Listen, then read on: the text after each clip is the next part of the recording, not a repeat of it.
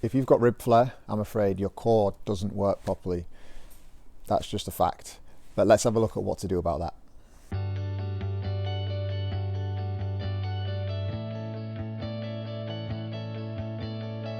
If we've not met before, let me quickly introduce myself. My name's Adam Cox and I've been in the health and fitness industry for 20 years.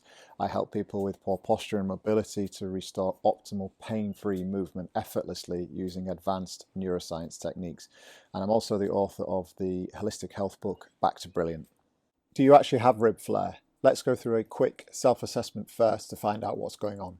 So to do this self-assessment, we need to use the camera on your phone. Place it standing upright, or even better, get someone to help you take the photo. You need to be able to see a nice side-on shot of your torso as you lay on your back without too many layers of clothing on, so you can see the outline of your ribs and your pelvis. So now take the photo. If you're by yourself, obviously you need to use the timer function. If your ribs are sitting above the height of your pelvic bones, then technically your lower ribs are flaring up, meaning, among other possible things, that your core's not working adequately. Issues such as back pain, hernias, shoulder and pelvic floor problems are more likely to occur when this is the case. So we're going to split the diaphragm up into 4 quadrants, front and back, left and right. So we're going to first start working on the front right part of the diaphragm. To do so, hands across your chest. We're looking for thoracic flexion, so that's dropping the chest down onto the abdomen, not bending forwards in the lower back. So chest down, rotate to the opposite side and side bend, okay? Now we've got the diaphragm on the front right in a relatively short position there, so this is the ideal position to start conditioning it. We want to imagine that we've got someone's fingers just popping underneath the lower ribs there.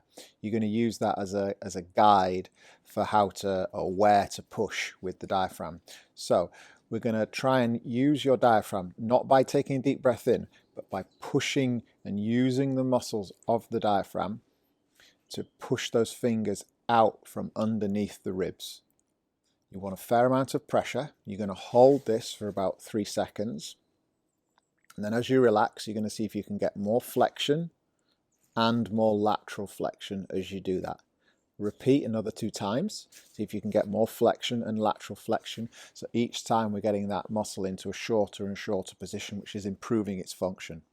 Once you've done the left-hand side as well, we're going to now work on the back of the diaphragm, the posterior diaphragm. So to do that, we go into flexion again.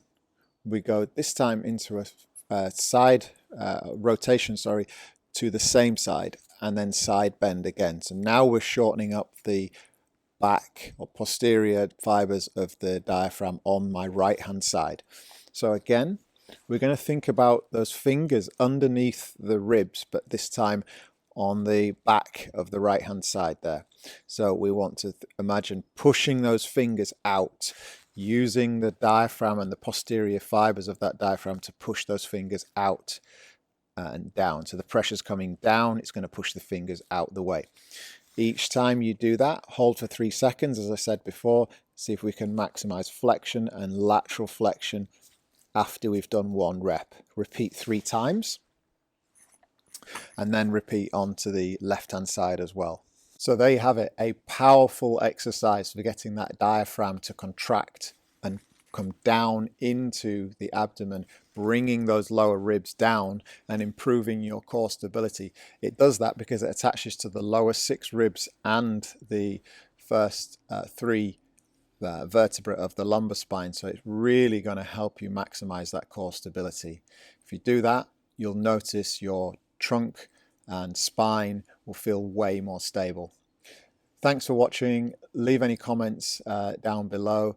Subscribe and give us a thumbs up because it really helps the channel.